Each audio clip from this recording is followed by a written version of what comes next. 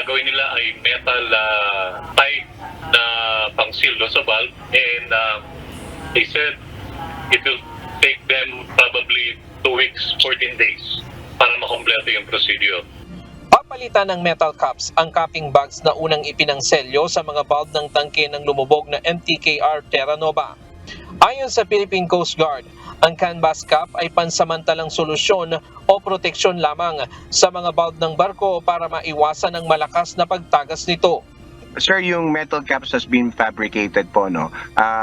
Yung pong ginawa natin is mabilis na pagre-responde doon sa initial oil spill na lumalabas. Kasi kung iintayin pa po natin yung fabrication itong metal caps, tuloy-tuloy po yung malakas na pagdaloy nung 2 gallons per minute na spill.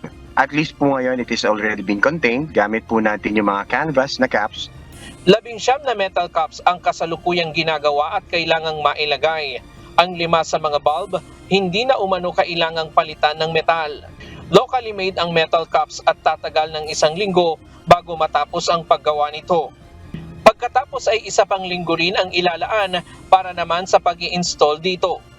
Ayon sa PCG, tinitiyak nila ang kanilang mga hakbang para hindi magkamali dahil mas malaking problema ang kakaharapin kapag tuluyang tumagas ang langis. Number 1 item, why? Because we have contained yung pong oil slick na dumadaloy. This is 1 liter per hour.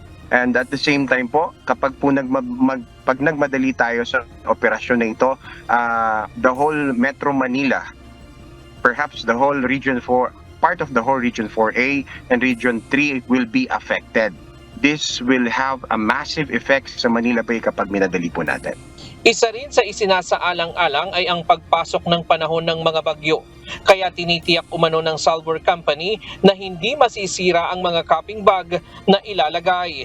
The intention of the metal caps will be like lalagyan po rubber sealant and then iro-rust ka siya, hihigpitan po doon sa valve ito. Mas almost ang sabi po nung Salvor is talagang massive yung decrease po nito, and even in in unfavorable weather condition po kaya po nitong i-resist.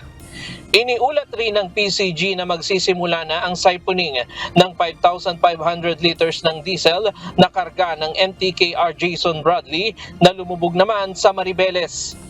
May oil spill rin sa sumadsad na MV Mirola 1 sa Barangay Biyaan sa Maribeles, pero ongoing na ang recovery operation dito.